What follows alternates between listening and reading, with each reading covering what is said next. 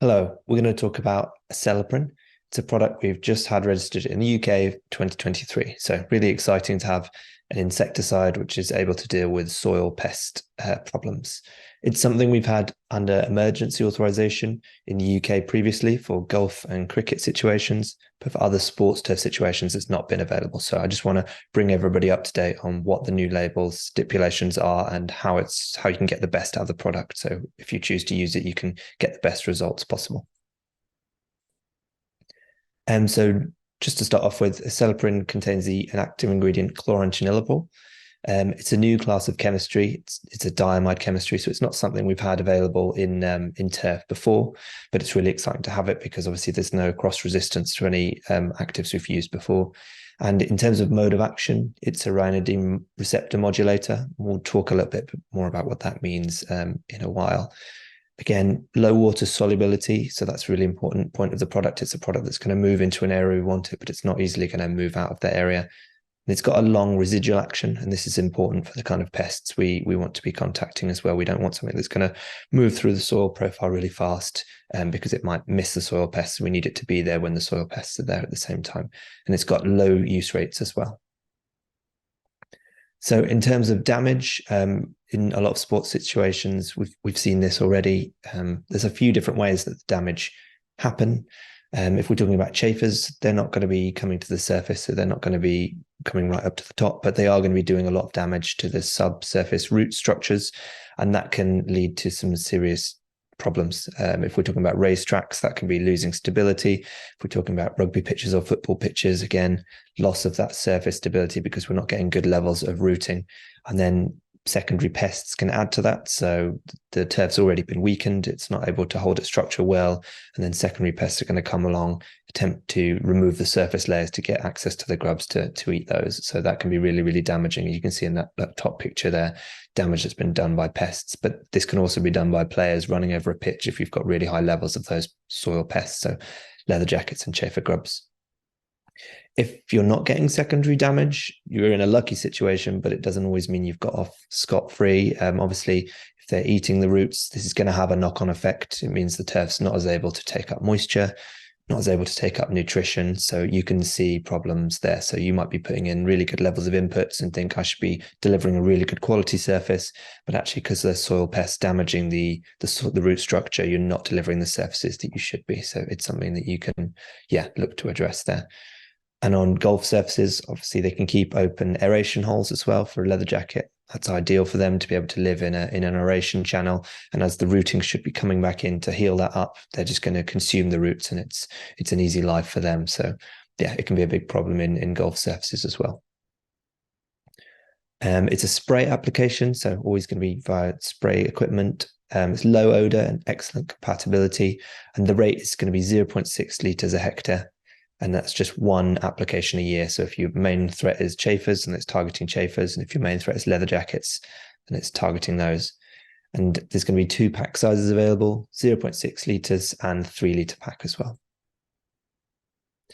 And this is my favorite slide because it really kind of goes into the detail of how we get the best out of the product. So in terms of mode of action, what's happening here is essentially you've got exposure, first of all. So the insect comes into contact with, or most of the time it's generally the ingestion pathway. So we've sprayed Acelepryn, it's bound to the organic matter in the soil. So whether that's grass clippings that have been left or live grass, and it's going to bind to that, and that's going to fall down into that thatch layer, into the soil layer. And then when the grubs are consuming that, the active ingredient is then going to make its way to the muscle cells, and it's going to bind with some receptors that are in the insect muscle cells. So it binds to these very specific receptors, and it forces them to open and release all the calcium. So they're receptors on the muscle cells which control calcium. All the calcium's released, and essentially just means the insect ends up being completely paralyzed. It's not able to feed. It's not able to move in the same way that it should. And a really good thing about the product is these receptors are only used in this way in insects. So it's really targeted, and it doesn't affect other organisms in the same way. But it's really important to know that because we need to think about this mode of action, and it tells us a lot about the way we want to get the best out of this product as well. So it's not directly going in and killing them. It's actually just paralyzing them. And that paralysis is what leads to death. But that's why we need to get timing correct, because if we paralyze them and they're very big and they've got big fat reserves, we're much less likely to control them. So we want to be targeting them as when they're young grubs. So we'll talk about that more in a moment, but it's a really important point.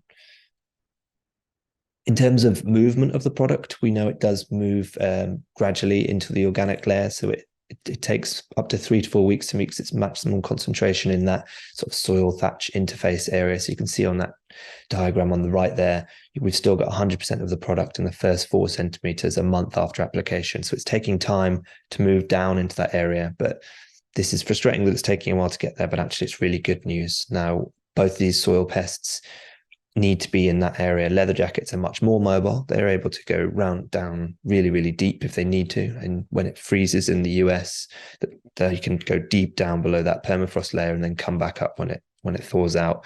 But essentially everything they want to eat is in that top layer. There's much more life, there's much more going on there. They need to eat organic matter that's coming from the plants, whether that's roots or shoots or organic matter in the thatch layer. That's what they need to be consuming. So whilst they can go down deep, they need to be in that layer to be able to live, and that's where our product's going to be. So we need to be keeping soils moist. Things that are going to drive them down are going to be very cold temperatures, but then also desiccation as well. So if it gets really, really dry, if we don't see any rainfall, we haven't got any irrigation, if that top surface dries out a lot, then the pests are going to move down because they don't want to dry out themselves. So it's important to keep that surface area moist so we can keep them in that interface, in that area, that grub zone. And once we've got the product down there, we see really good levels of protection for up to two to 3 months. So the product's staying in that area, it's bound to that organic matter and it's not really moving. So that's really good. So when the grubs do come into that area and they take feed, then that's when the product's going to be affecting them. So yeah, it's staying in that area and giving us that level of protection. And so going into some specifics on chafer grubs, as we've talked about, Acelepryn, it needs to act on those earliest instars because that's where they've got the least amount of fat reserves. So, you can see all 3 of these grubs we've got on here. The first instar, the really youngest, earliest stage, is going to be the weakest. It's going to have much less fat reserves. It needs to feed constantly to kind of gain that fat and gain that mass.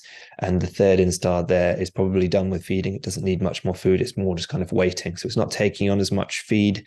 So it's less likely to take on the active, and also active it does take on, it's got more reserves to be able to defend from it because it's got more fat reserves. So it might get paralyzed, but then kind of wake up afterwards. Whereas the first and second instars aren't able to do that. That paralysis is going to be too much for them. It's going to give us effective control.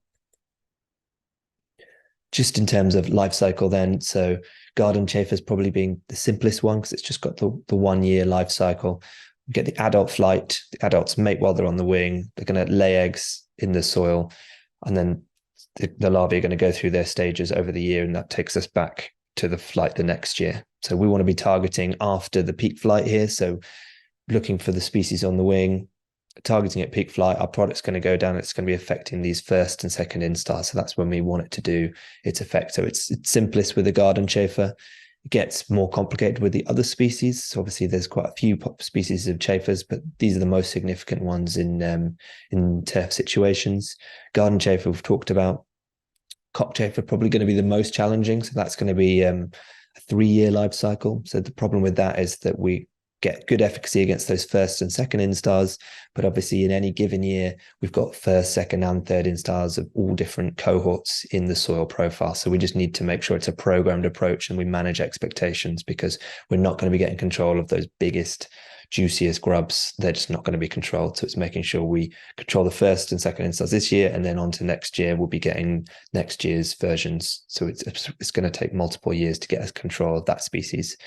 Summer chafers, less so, 2 years, but again, you're not going to get complete control and high levels of control like we would want in that very first year. So it's just managing those expectations. And for all the chafer species, we want to be applying when they're at peak flight, and where we can, just using that irrigation to keep the grubs up in the soil profile after application as well.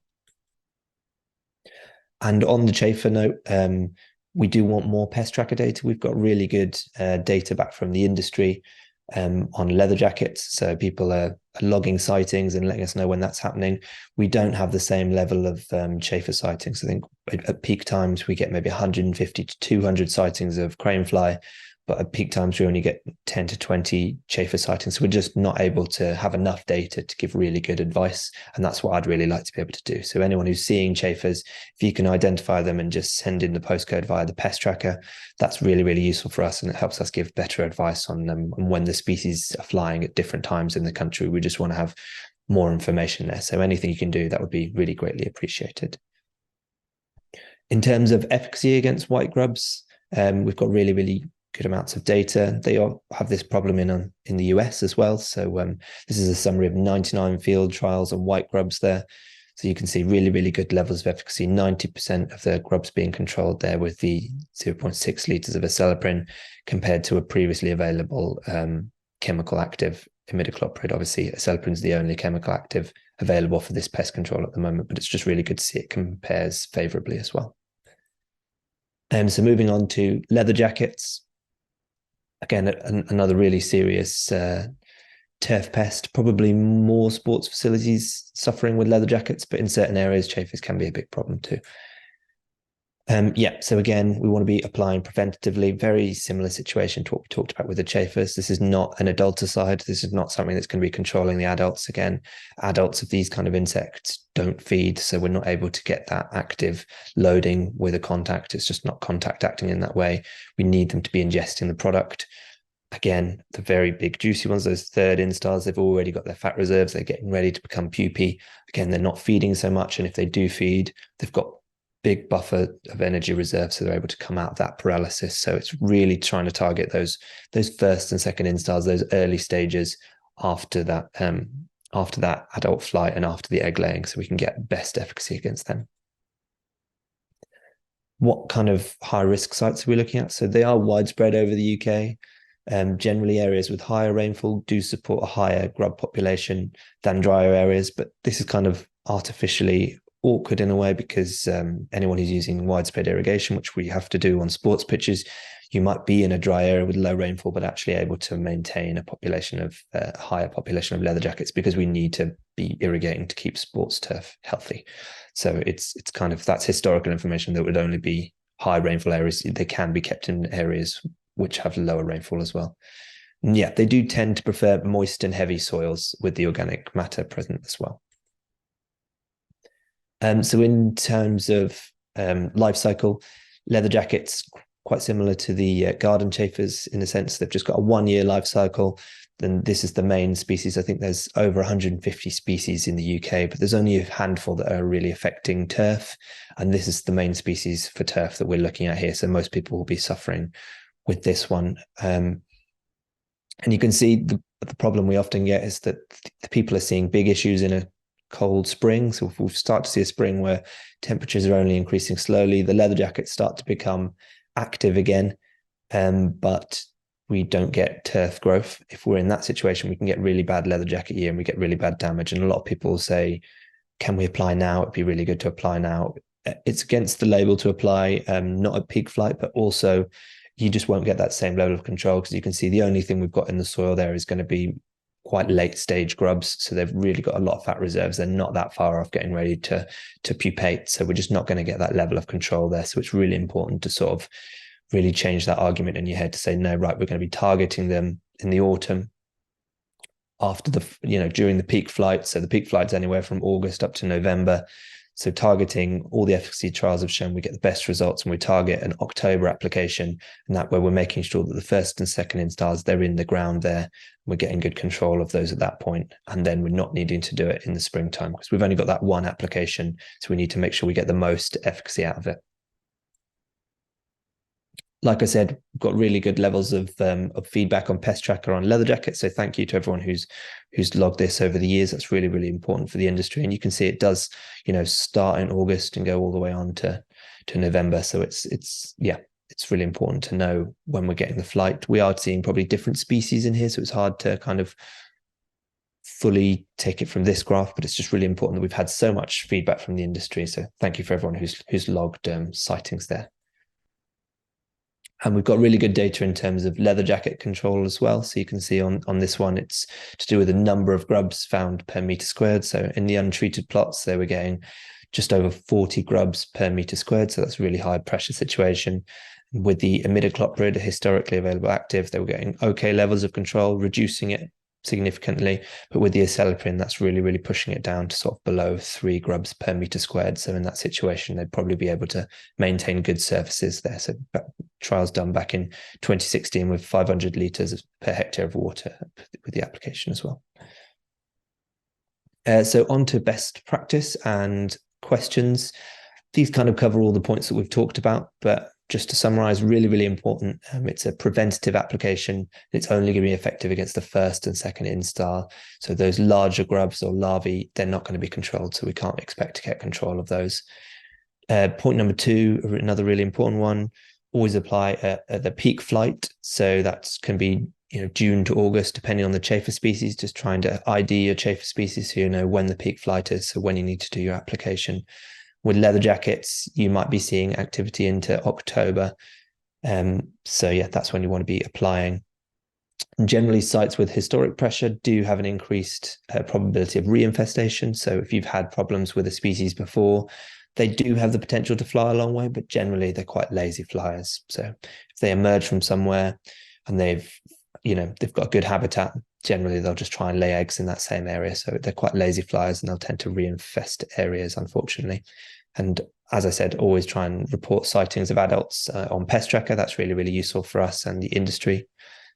Point 3, just mowing prior to application. So we've cut the turf, so there's less barrier for the product getting nice into that soil application area, and it also allows us to not need to cut this for soon afterwards also. We'll be applying at 0.6 litres a hectare in 500 to 600 litres of water in the UK, and we want to be using an XC soil nozzle or a suitable air induction 08 nozzle. So just a big nozzle that's going to give big droplet sizes, something that's going to force it through the thatch to the soil profile area and going at 2 to 4 bars of pressure. And we want to be ensuring that the soil profile is not hydrophobic when we're applying. And we've done compatibility testing with a lot of different products, and Syngenta wetting agent Colibri is compatible with Acelepryn for a tank mix that you can do. That's not required. Wetting agent isn't necessary to get full efficacy. We've done a lot of testing on that to see if there's uplift, but if you do have dry patch areas, considering including a wetting agent could improve the efficacy there if you've got dry areas of dry patch.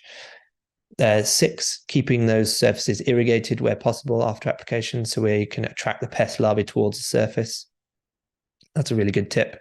And then obviously 7, mowing, delay mowing after application for as long as possible, and returning the clippings if that's feasible as well. So we're applying the active, it's going to bind really readily to any organic matter. So we want to make sure that we're not taking away any clippings, that we're removing sort of active from where we want it to go. So if we can return those clippings, obviously they're going to fall down through the thatch, and the grubs are going to eat that thatch, which has got the product on it. And that's actually really what we want to happen. So we don't want to be removing too much active ingredient.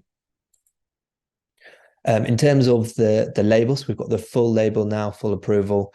In terms of residential lawns, 100% of the area can be treated, but for all other areas, so that's all sports turf situations, so golf, sports pitches, commercial lawns, race courses, airfields, and bowling greens, that's limited to 10% of the area. So just think about the total area you've got of amenity, managed amenity turf, so anything that's regularly cut, regularly mown. I know amenity grassland is there on the label, but there's a special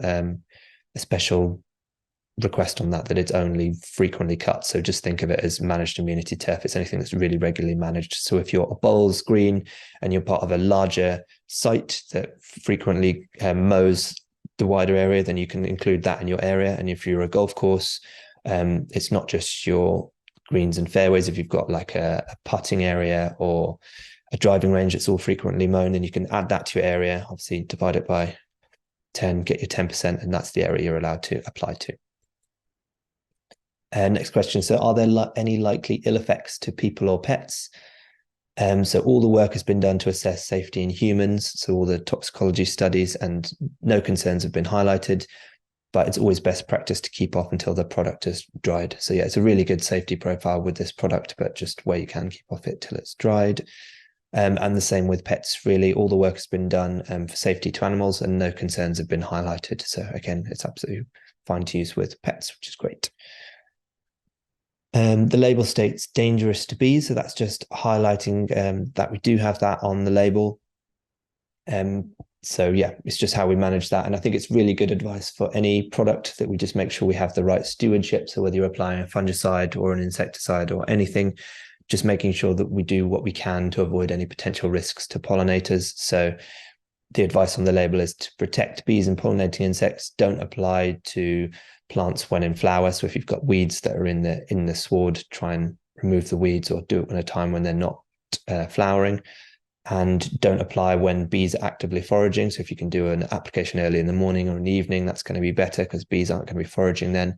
And don't apply when flowering weeds are present as well. But, most sites have good control of weeds anyway, so it's not tend to be such a problem. And especially for leather jackets in the autumn, a lot less flowering plants available at that time. So it's not such a problem then. But yeah, really good stewardship practices. So we would definitely support those statements.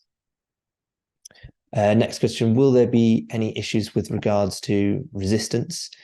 And this is something that's actually considered partly in the label. So part of the reason we've only got one application is just for resistance purposes. So it's the only chemical active available. So there's potential that we could develop resistance, but we believe that with good practice, we can reduce the risk of resistance. And we've been working on bringing some entomopathogenic nematodes to market as well, which is going to help with resistance management as well. So we're quite lucky in the sense that the soil pests we're talking about have quite long life cycles. The shorter a life cycle is, the faster they're able to develop resistance. So it's useful in that way because it's 1, 2, or 3 years long. It's going to take them longer to develop resistance. But if we use the product sensibly and keep to the rates and with one application a year, then we should have really good longevity with this product with limited resistance risks. So it's good news.